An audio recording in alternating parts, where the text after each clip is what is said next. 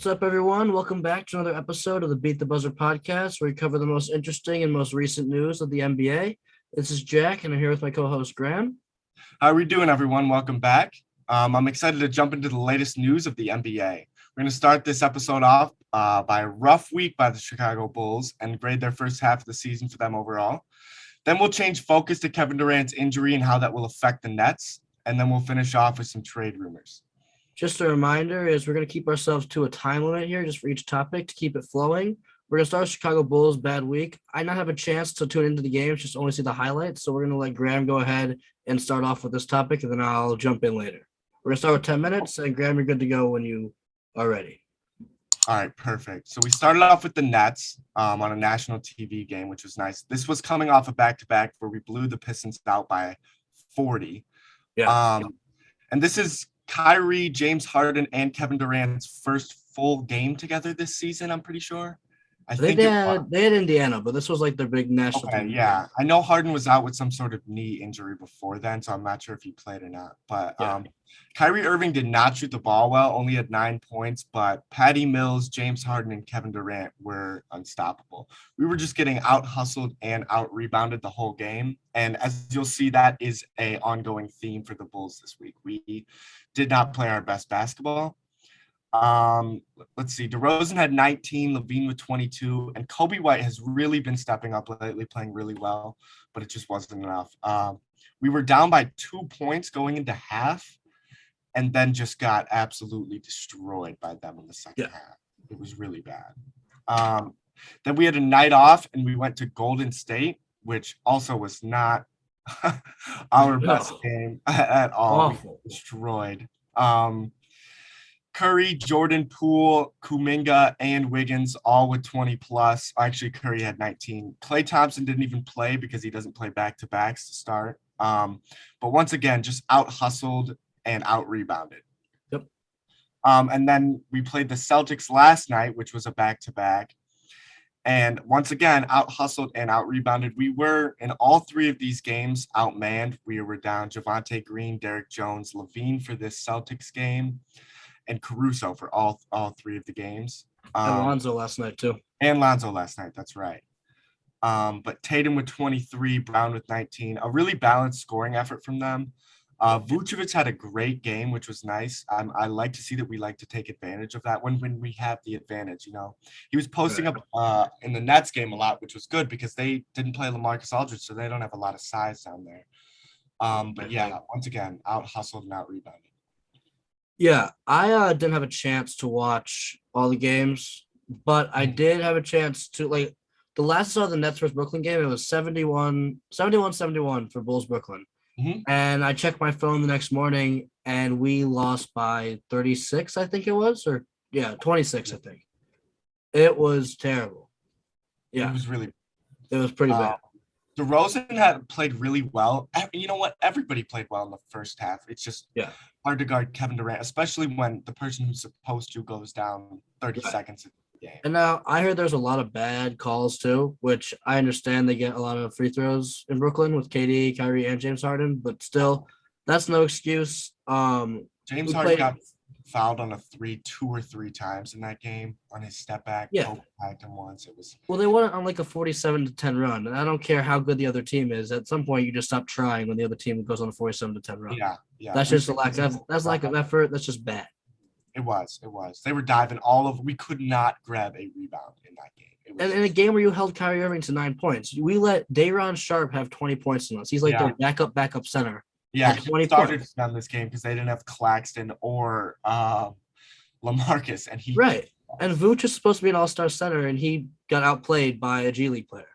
Yeah, and once again, back-to-backs are hard because you look at the Nets coming off killing us. They play the Thunder the next night and lose by double digits to them. Yeah, they had no KD that game. Like, I understand That's that, very true. But we also played the Pistons and blew them out by 40. Right, so we were out of in the fourth quarter. And I would have hoped we had some more excitement. And, okay, you get blown out by Brooklyn. I'm hoping we bounce back and we lose by even more to Golden State. Right, who were also coming off a back-to-back. Yeah, and after they got blown up by Milwaukee, they did what we should have done, is come out and try to kick their ass, and we did not do that. Right. But in that game, I know Levine went down early. One of the few bright spots of the week is Levine's not injured long term. It's about a week. He gets reevaluated, and hopefully he'll be back. Yeah, we can take it. To the Boston game, I know we lost, but I actually thought we played pretty well in that game. We did. We're down Lonzo, Caruso, Javante, and Zach, which are four of our main guys, four of the 8 rotational players that we play with. Io played amazing. If he 9 of 10 from the field, 21 points, 10 assists, like only player to ever do that. Only rookie to ever do that. Yep. And him playing well makes me very excited for his future, but also okay with trading away Kobe White because we have a backup guard that can do what Kobe can do. And as we've seen lately, there's definitely some holes on this team that we need. Yes. And Kobe White's improved performance, though, makes his trade value so much higher, which is good, in my opinion. And it's hard to like let a guy like that go who's been playing so well for you, but at the same time, like we need a big. We need a big. We cannot grab a rebound to save our life. Vooch can't get 2 inches off the ground unless he's he just can't get 2 inches off the ground. He had one dunk last night, but he didn't even move to get the dunk. Poster freedom. Freedom can't play any defense. Oh my god. He had to use Enes Kanter to jump. Ridiculous. No, and Lonzo's out for a couple games too now. So here's where I'm worried. We play Memphis, Cleveland, Milwaukee all in the next couple games. Yeah. Which is just awful. It's bad. Cleveland, I see there is a winnable game we can maybe get with DeMar if he plays well. And they have been like on a losing streak lately, yeah. And I think Memphis had their winning streak snapped yesterday, I think, right? Yeah. But they're still a top 5 team in the NBA right now. John Morant's playing MVP basketball. Reminds me of a young Derrick Rose. I love watching him play. But I don't know. We look at the next couple games. We have tough schedule. Miami's playing a lot better. Jimmy's fully healthy. Bam's coming back, so they're second right now in the East behind us. Yeah. Like I don't know. We're gonna drop pretty soon in the standings, and we need to have effort with all these guys out. But our defense has been atrocious. Whether you have Caruso and Javante or not, our defense has been awful. It's been bad, and there's no excuse for it. So until we figure that out, we're not gonna win games because you can't outscore everyone. Right. Totally. I saw something when we went on that 9-game streak. Our offense was the best in the league, and our defense was 22nd, 23rd, and letting up 140 to the Warriors and then 140 to the Nets as well is not good. And 114 to Boston, that's a lot of points. Yeah, that's a lot. It's a lot of points. Like, it's hard Tatum and Brown are going to get theirs, but you should be able to stop some of the other guys on the team. Mm-hmm. When you look at the Warriors dynasty, they had an all-time offense, right? But they were also the best defensive team in the league. Yeah, for all those years. It was a collective effort too. Steph's not a great defender, but you found ways to hide him, and he wanted to go out there and play defense because they were so good and they were winning. And we just seen the last couple games that Boston's an exception, but versus Golden State and Brooklyn, when we're on national TV trying to get recognition, we get blown out twice. It's just not a good look. Everyone thinks we're frauds now, and I don't think we are. I think we're still one of the top teams in the league, but no one else thinks that anymore, unless you're a Chicago Bulls fan. No one else believes that. Yeah. But that leads us into the next thing is now we're 41 games through the season. I just want to give a quick grade for the first half. Disregarding this last week of 3 games, I would give us like a A- to B+. Mm-hmm. We're first in the Eastern Conference. We're 14 games over 13 games over 500 now. We played well. We played a good offensive and for the most part, good defensive first half of the season. Since Caruso's gone out, it's clear our defense has just slipped, especially with Javante out too. Yeah. Hopefully when they come back, our defense goes back to top 15 in the league before those guys went down. 12. So I'm hoping that makes some sort of an impact, but I don't know. We got to turn it around soon because if we don't, we're going to see ourselves slip in and we're going to end up with the first round matchup against Philly, and no one can guard Joel Embiid in our team. No. I'm going to give us an A to an A+. Okay. Both you and I, when we were talking about this before, we did not come into the season with hopes that we were going to be the 1 seed at this point. Nobody did. Nobody thought that at all. So nobody thought DeMar DeRozan would be an MVP candidate. Right. People thought Levine would fill up empty stats every night. And we've proved the doubters wrong. We've proved them that we really are this good. Now these last couple games are maybe why I bring it down from an A+ to an A, because these are teams who are really good. This is good competition, and we are getting mauled by them. Right. So now, granted, we are hurt, but still, we should be at No least excuse. in these games. So I'm gonna give us an A, but yeah, we got to pick it up. Yeah, I'm looking forward to see how we bounce back against these three teams because not being full strength made me lose a couple of these games, but we can still show that we can compete with them even without our full like lineup healthy. I don't even. I think Milwaukee is the worst matchup for us out of all of the teams. Agreed. I think Milwaukee and Philly are the two worst matchups in the Eastern Conference for us. Yeah, they can shoot and they both have dominant bigs. Right, and we have a dominant big, kind of, but he's not. When he wants to be. When he wants to be, but he's not the defender that Embiid or Giannis are. And there's the timer. All right. So we're moving on to Kevin Durant's injury now, which happened. Was it yesterday? I think. Yeah, it was. Someone got pushed over, knocked him back into one of his teammates knocked back into his knee. He hyperextended it, and now he's out for 4 to 6 weeks with a sprained MCL. We'll take 5 minutes to discuss this one quickly. How do you think this affects Brooklyn, where they stand in the East, and so on, Graham? Well, obviously, as everybody watching knows, it affects him a lot because he is, in my opinion, the best player in the world. He's just unbelievable. 4 to 6 weeks is a lot, especially you have 3 stars. One of them is now out 4 to 6 weeks, and the other one can only play half the game. Yeah. I think we should talk about that a little bit too, because the Nets can pay a small fine for Kyrie. It's like $1,000 for one, $2,000, then $3,000, and then $5,000 for all of them. Yeah, just caps at $5K though. So right, which is nice, and I think that you might need to take that into effect because you don't want to slip if you're the Nets and having the best in the playoffs too. Right.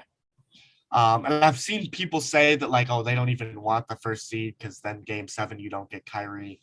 You want the first seed. You want to be at home. You want home court, right? Yeah, being at home is huge for a team, and so I don't think they can afford to slip that much. There are teams like the Heat who are they're half a game behind the Nets.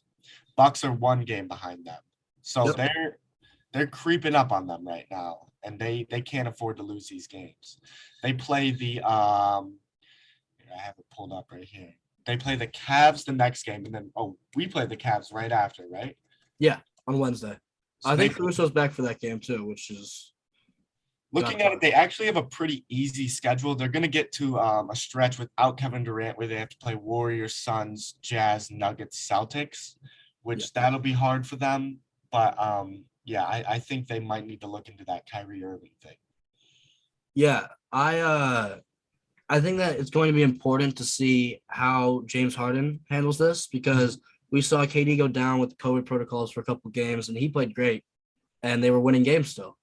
But I'm going to look at that schedule that you said, Graham. I'm going to even up a couple games. They play Minnesota, who hasn't been bad this year, and big men have given them problems, and Towns has been a monster. Then you had the Lakers in Brooklyn. That means no Kyrie, so it's just James Harden. And Anthony Davis may be back by then. Might be, yeah. And then you have Denver, Golden State, Phoenix. You get Sacramento, but then you have Utah, Denver, and Boston. And then Miami a couple games after that.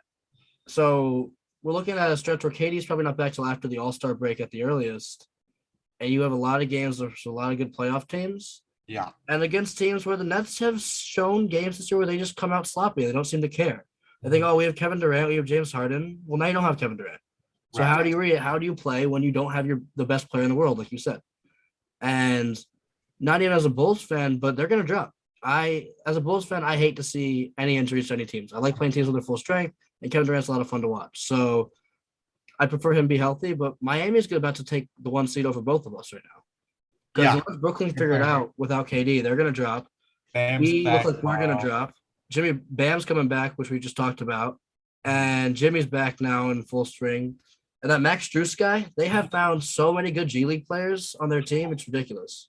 They have that Gabe Vincent guy too. Yep. Where did he come from? Just playing really good basketball right now.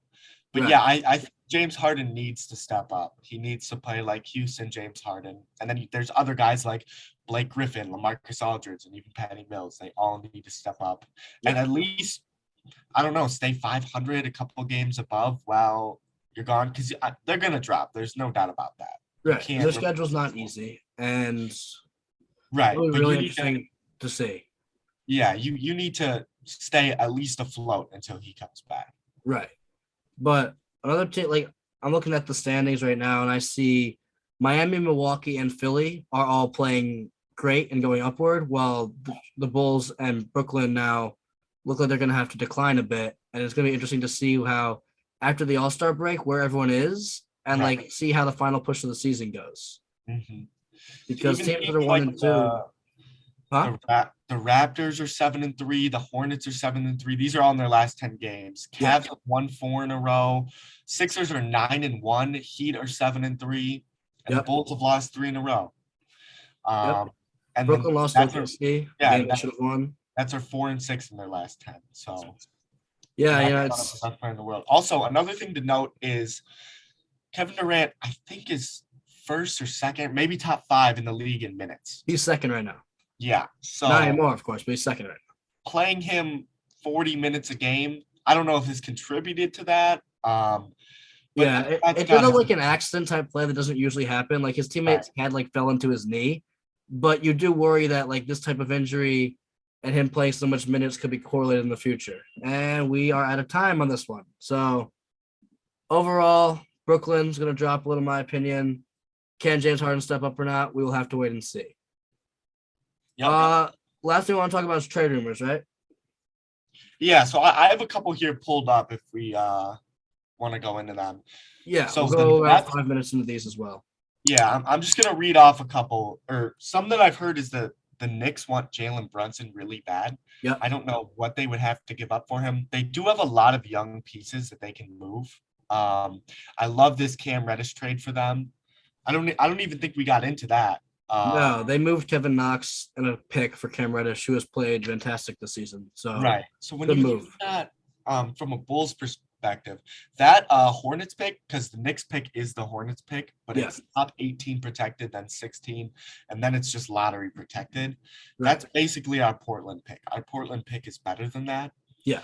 And Derrick Jones is a better young player, I think, than Kevin Knox. So yeah, and Derrick Jones getting hurt though hurts his value. Right. 100%. A lot. Yeah. So before too. Yeah. I see the Nets could offer for Christian Wood. The Jalen Brunson trade, of course. Joe Harris is apparently on the block. I've seen Atlanta wants to make a move, hopefully, or maybe for Ben Simmons. They cannot guard a fly. I saw something that they haven't won a road. They haven't won a home game since November. That's crazy. Yeah, they're struggling. I think their guys are coming back too, so soon there's not going to be excuses. Right. But yeah, I would be interested to see what type of a Ben Simmons trade, because I feel like one's got to happen this year. Yeah, I agree. I was just listening to a podcast earlier that was like, and I wanted to ask you about this. Ben Simmons for Anthony Simons, Norman Powell, and Robert Covington. Okay. Norman Powell and Robert Covington would be great pieces on that team, but the Anthony Simons thing is it's a real gamble for Portland, because you have to believe Ben Simmons is going to want to get better, because Anthony Simons can already shoot, and he's proved that he can be a 25-point per game scorer when you need him to, and he's just going to get better. But Ben Simmons also has a lot of room to improve, but he doesn't look like he wants to get better. Right. He has a lot of drama. He hasn't 4 years in the league, and he's shooting less each year. Yeah, so I don't think the Sixers would, or the Blazers would even want to do that trade. But right. I think Anthony Simons would work great with Joel, sure. Especially in that pick and roll. I agree. What they need is somebody who can shoot. They have Seth Curry, who already works great in a pick and roll with Joel. But having two of those guys would be wonderful. I don't think Portland can afford to give him. Well, I saw something too that Sacramento wouldn't even be, or Philadelphia is not interested in the De'Aaron Fox, Ben Simmons trade. That as well, yes. And I was like, I don't know why. I would love De'Aaron Fox. De'Aaron Fox can get you 20 a night, pass the ball, good defender. He's so fast. And for the Kings, you get a star player that you haven't had there in years. Right. Somebody who will put fans in the seats, probably more than De'Aaron Fox. Yeah, Philly's just asking for too much. They are trying to get a top 20 player for a guy that's not even in the top 25 in the league. Right. Now for this De'Aaron Fox trade, I'm kind of on the fence with it because I feel like De'Aaron Fox is a worse defender than Ben Simmons. He's a worse passer than Ben Simmons, and he's not a great shooter. He's shooting 25% from three this year, Right. something like that. I think when you look on that's the negatives to that trade for sure. When we look on the positives, though, he's not shooting any worse than Ben Simmons would. Mhm. He is actually a threat to go to the rim and score. And also, the Philadelphia's defense is very good as it is, where you can hide De'Aaron Fox. Joel Right. Embiid's a monster. Danny Green can defend wings. Tobias Harris, Matisse Thybulle. Like, they're a very scary team already. And I think if Philly just accepts that you're going to have one superstar with Joel, and then you need one other all-star. And then Right. you have a team full of, like, really above-average role players. Mhm. I think they have the best role players in the league in Philadelphia. I've also seen that they want to package Tobias Harris into the deal. I don't Too know much how money. that money would work without making a 3 or 4 team trade. Right. That's a Um, ridiculous amount of money. but I've seen a Tobias Harris for Harrison Barnes and Buddy Hield. The money would match, but would you want to give that up if you were Sacramento? Because I feel like Tobias Harris is basically just another Harrison Barnes. I also think Tobias Harris is old now. Like, do you really want to give up 2 younger guys for an older guy in the league who really Right. Tobias Harris isn't going to get you over the hump, especially if you're giving away 2 players that are good. Right. So I And don't know. I don't like that trade. I think Ben Simmons maybe for Sacramento because he has upside still in his career. But no, not Tobias Harris. I I've like also seen that they've made Halliburton available for trades. Would you right. like that more? It depends. He's also young. I don't know if you really want to give him away, but they don't like Fox and him. But we actually are at a time for that topic as well. But Okay. as the trade deadline gets closer, we will be talking about that a lot. Oh, yeah. Very exciting. Best time of the year in NBA. It's Oh, trade 100%. deadline. I always look forward to it. All right, so that's going to be all for today. Thank you guys for tuning in to our episode. If you enjoyed the show and want to drop a like on the video and subscribe to the channel, that would be awesome. You can also follow us on Twitter at @beat_the_buzzer. Lastly, again, if there's any topics you guys want us to talk about or thoughts you have on what we talked about today, please leave a comment below and we'll try to get to them in the next episode. Thanks for tuning in, and we'll catch you guys next time.